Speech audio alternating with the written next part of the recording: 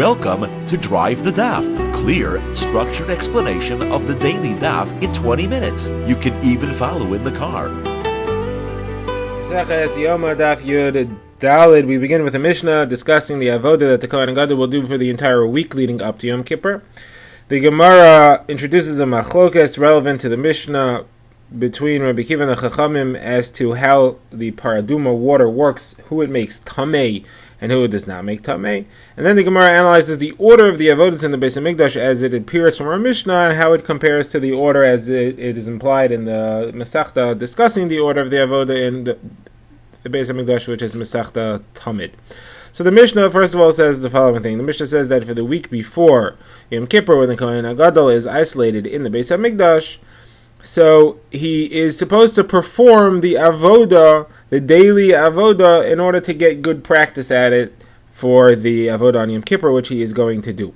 And the Mishnah therefore says for the entire 7 days he does the avodah, and the classic avodas that were done every day was the Zrika Sadam, the application of the blood of the Karban Talmud onto the Mizbeach, the burning of Ketores, the preparation of the lights in the menorah, and the burning of the actual head and leg of the Karban Talmud on the Mizbeach. These 4 avodas he makes sure to do every day of those 7 days before Yom Kippur.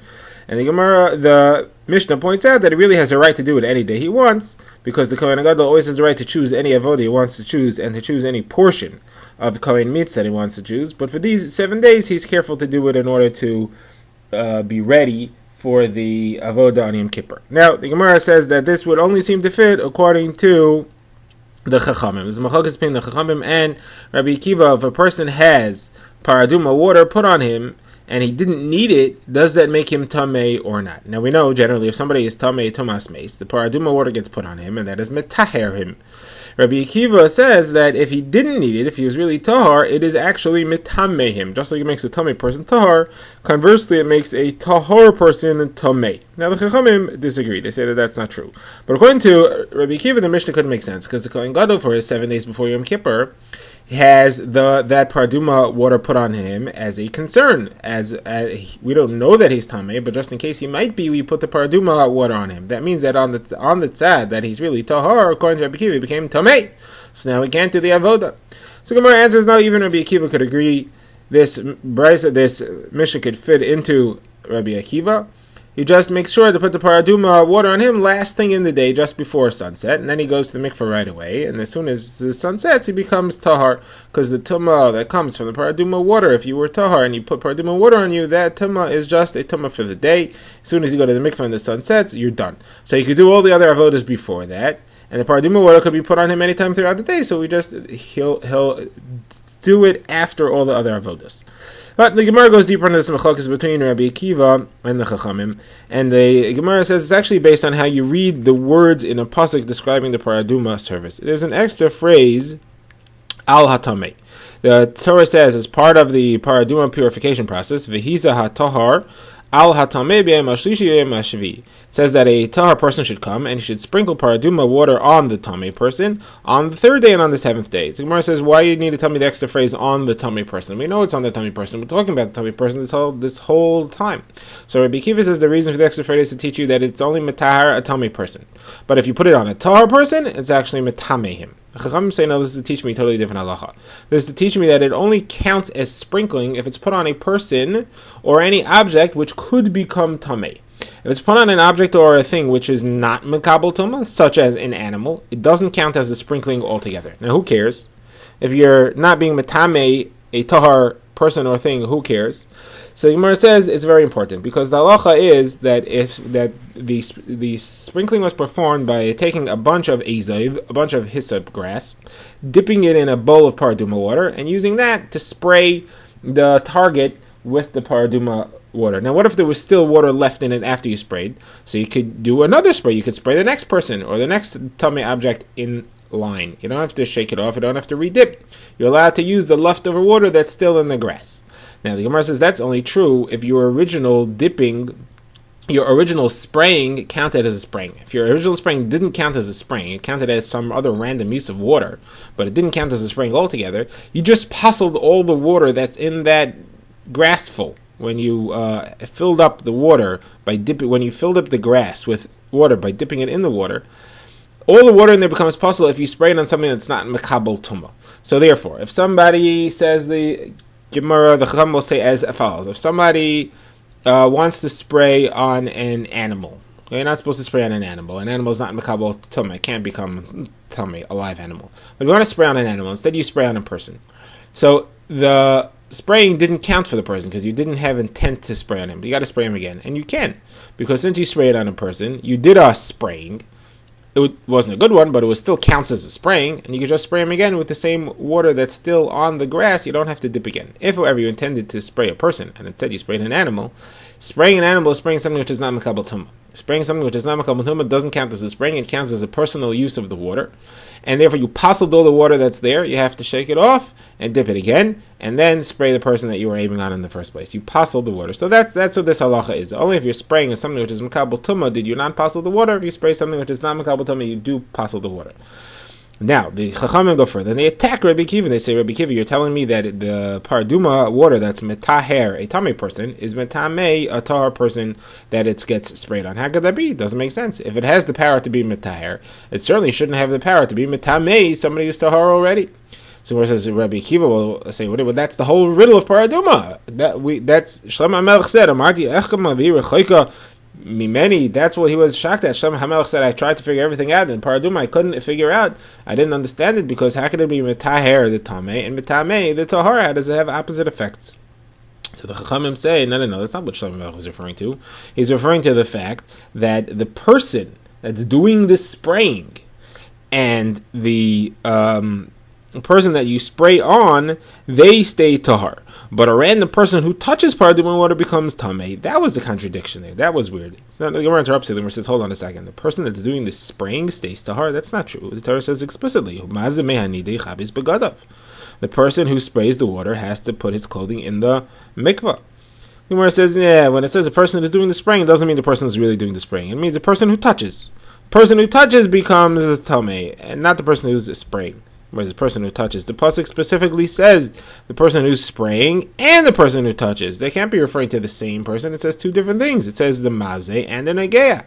Not only that, but they have different halachos. The mazeh has to have his clothing go in the mikvah. The negeah, the one who touches, doesn't have to have his clothing go in the mikvah. Obviously, it's not the same thing.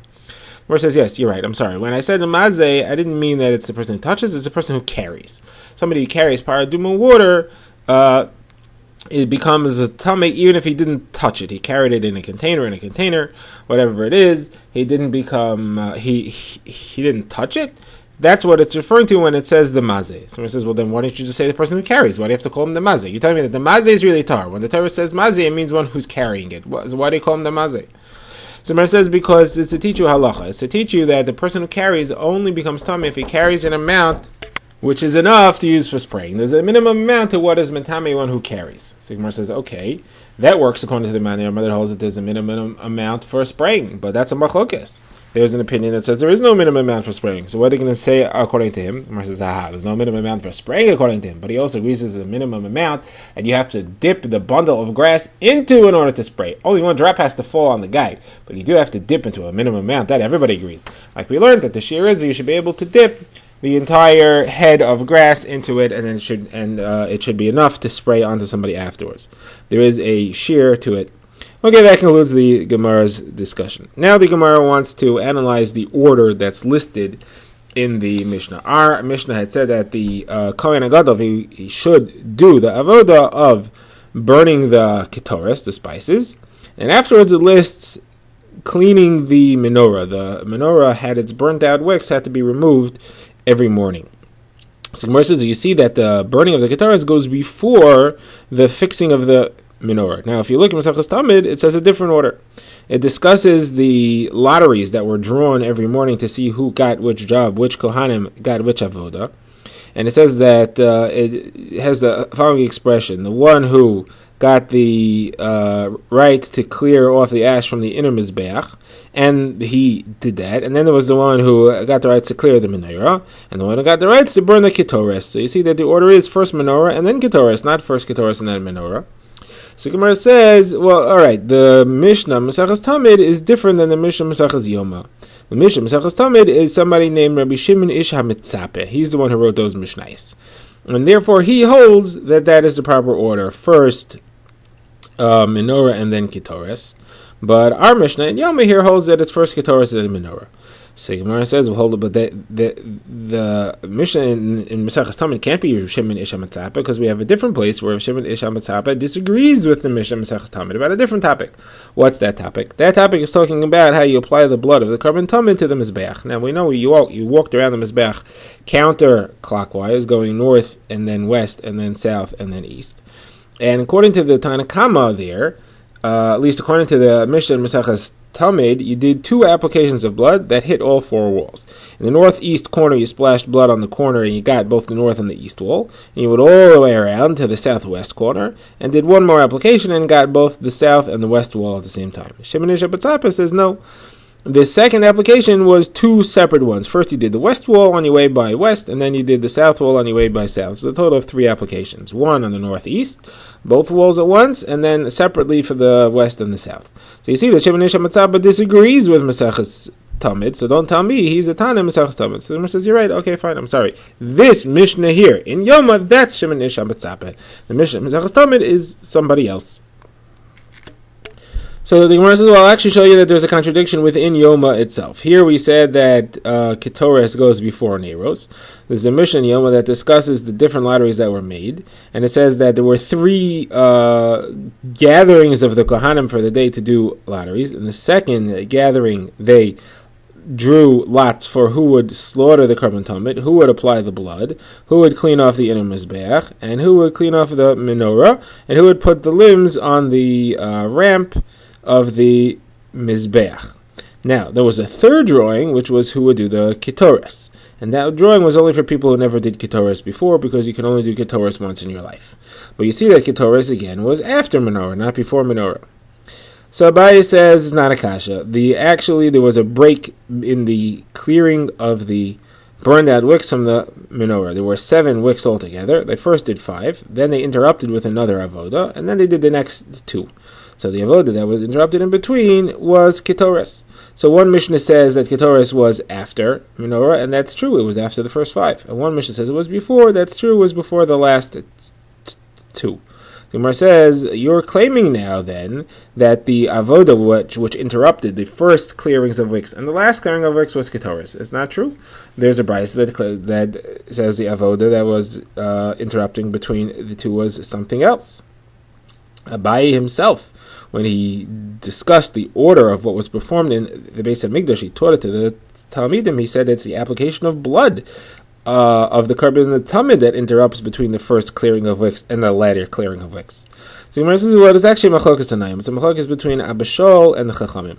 Abba Shaul says that the clearing of wicks was all done before Ketores. What interrupted between the first clearing and the latter clearing was the application of the blood. The Chachamim disagree. The Chachamim say, no, it was the Ketores that went in between. And therefore, that's why we have 2 opinions. That's why Abaye at some point said that the Ketores was after all of them. And here we're learning that the Ketores is what interrupted between the 2 clearing of wicks. Now the Gemara goes deeper into this machlokes between Abba Shaul and the Chachamim as to whether the Ketores was burned at the time of the clearing of wicks or after the clearing of the wicks.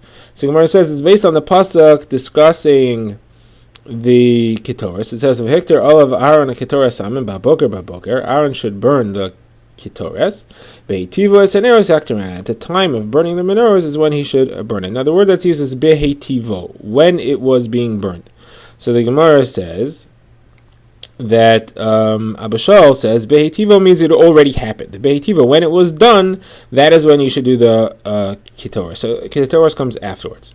The Rabbanan say no. Behetivo means as it was being done.